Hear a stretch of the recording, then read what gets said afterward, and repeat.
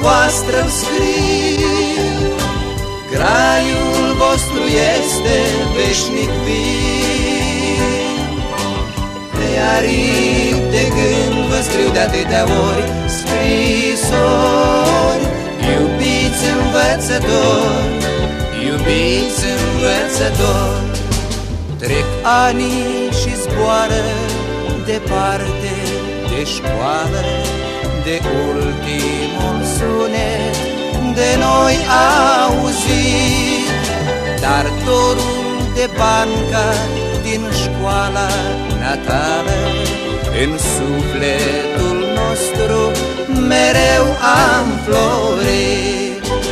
Cântecul cu vorba voastră scriu, graiul vostru este veșnic viu. Pe aripi de gând vă scriu de atâtea ori scrisori. Iubiți învățători, iubiți învățători.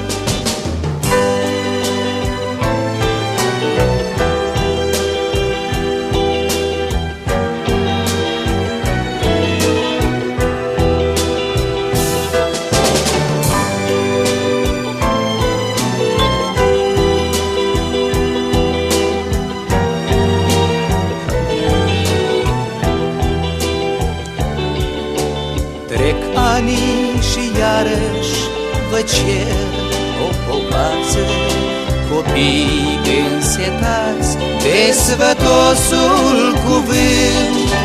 Cu voi împreună ce mândru se înalță dulcele grai pe străbunul pământ.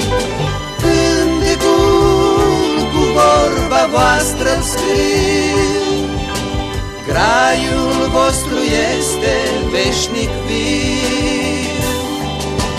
Pe aripi de gând vă scriu de atâtea ori scrisori.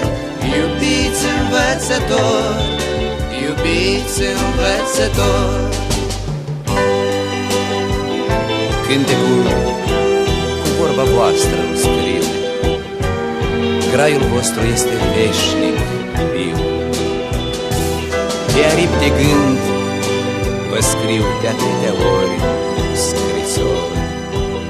Iubiții mei și scumpii mei învățători,